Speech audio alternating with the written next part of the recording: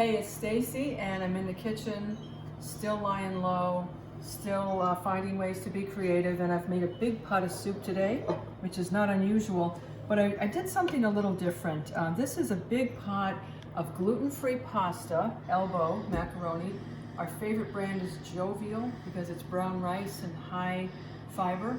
I added some navy beans, carrots, onions.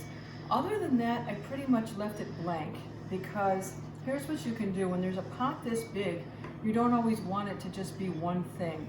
So with the magic of condiments, you've got your blank canvas. You can add heat, sriracha, a squirt of fresh herbs, harissa, tomato paste. Fresh onions actually make great croutons. Fresh herbs, if you have them, chop it up on if you have a mezzaluna, that's a great way to chop.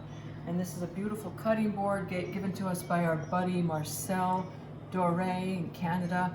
Thanks, Marcel. And just have fun with it. It's a great cooking project.